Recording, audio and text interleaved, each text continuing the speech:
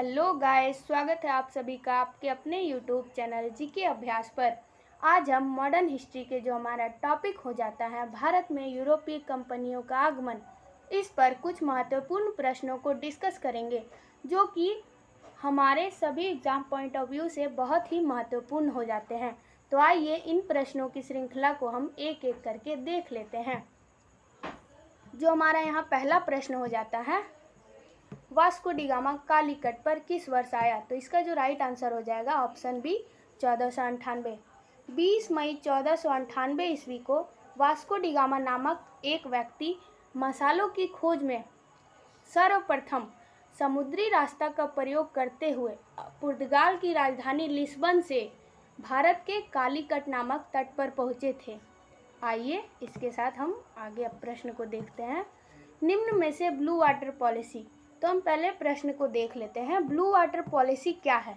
तो blue water policy, इसे एक अन्य नाम से हम जानते हैं शांत जल की नीति। इसको भारत में लाने वाले कौन थे? ये कौन थे? Alfonso de Almeida. इसका राइट आंसर हो जाएगा ऑप्शन ए। अब ब्लू वाटर पॉलिसी पुर्तगालियों का व्यापार एकाधिकार होता था।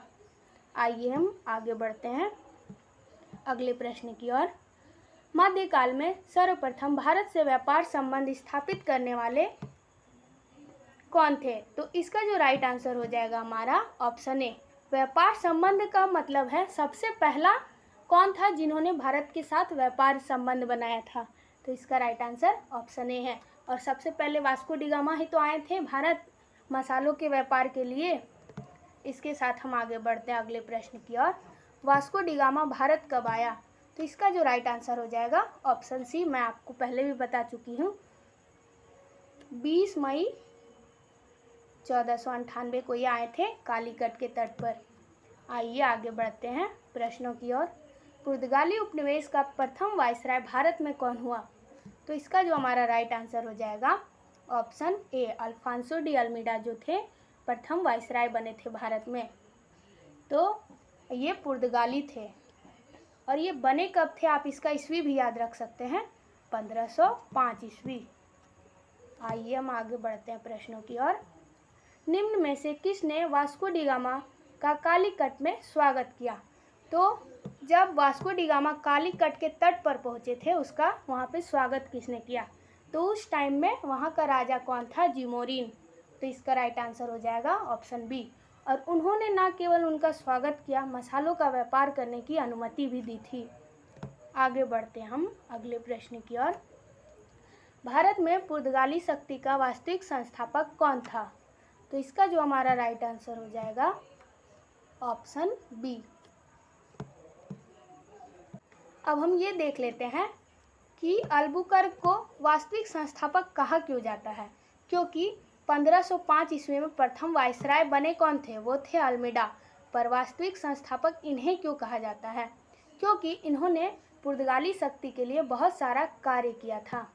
इन्होंने क्या क्या कार्य किया हम एक एक करके देख लेते हैं।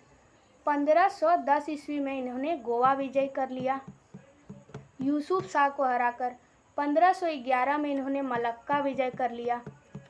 1515 में इन्होंने होमुर्ज नामक जगह को विजय किया। ऐसे करते करते इन्होंने बहुत सारे क्षेत्र को पुर्तगालियों के अधीन कर लिया था, इसलिए इन्हें वास्तविक संस्थापक कहा जाता है। और ये क्या कहते हैं, भारत के महिलाओं के साथ विवाह की नीति भी इन्होंने ही लाया था। आगे बढ़ते हैं अगले प्रश्न की ओर। पुर्तगालियों ने भारत में निम्न में से किस स्थान पर प्रथम दुर्ग का निर्माण किया? हम यहाँ पे दुर्ग को फैक्ट्री के रूप में जान सकते हैं। दुर्ग मतलब अपना पहला फैक्ट्री कहाँ लगाए थे वो। तो इसका जो राइट आंसर हो जाएगा कोचीन। अब कोचीन कहाँ पड़ता है? ये पड़ता है केरल में। आगे बढ़ते हैं अपने अगले प्रश्न की ओर। बंगाल की निम्न फैक्ट्री में से एक जो पुर्तगाली द्वारा स्थापित की गई थी वह कौन सी फैक्ट्री है? तो इसका हमारा राइट आंसर हो जाएगा ऑप्शन बी। हुगली से ये अपना लूटपाट का भी काम करते थे। ये समुद्र के किनारे का लूटपाट का अड्डा भी इन्होंने इसी को बनाया था। लूटपाट का अड्डा बना रखा था ये अपना हुगली ये फैक्ट्री जहाँ लगाए थे। इसके साथ हम आगे बढ़ते हैं। हुगली को बंगाल की खाड़ी में समुद्री लूटपाट के लिए अड्डा किसने बनाया था? तो इससे आगे प्रश्न में मैंने आपको बताया वो कौन थे, वो पुर्तगाली ही थे जिन्होंने लूटपाट का अड्डा बनाकर रखा था। आगे बढ़ते हैं हम अपने अगले प्रश्न की ओर। निम्न में से कोलकाता का संस्थापक कौन था? तो इसका जो राइट आंसर हो जाएगा हमारा ऑप्शन सी, जॉन चार्नक। यही थे जिन्होंने कोलकाता का स्थापना किया था। इसके साथ हम अगले प्रश्न को देखते हैं। निम्न ब्रिटिश कंपनियों में से किसे भारत व्यापार करने का पहला अधिकार पत्र प्राप्त हुआ? तो पहला अधिकार पत्र जो प्राप्त हुआ था वो कंपनी कौन सी थी? वो थी लिवेंट कंपनी। तो इसका राइट आंसर हो जाएगा ऑप्शन ए। इसी के साथ हम आगे बढ़ते हैं अपने अगले प्रश्न की ओर। किस मुगल सम्राट के काल में इंग्लिश ईस्ट इंडिया कंपनी ने भारत में सर्वप्रथम कारखाना स्थापित किया? तो ये इस क्वेश्चन को आप समझ सकते हैं। पहले बोल क्या रहा है, इंग्लिश ईस्ट इंडिया कंपनी ने सर्वप्रथम कारखाना स्थापित किया। मुगल सम्राट मतलब उस टाइम के मुगल शासक कौन थे जहाँ पे इंग्लिश ईस्ट इंडिया कंपनी ने अपना कारखाना सर्वप्रथम स्थापित किया था?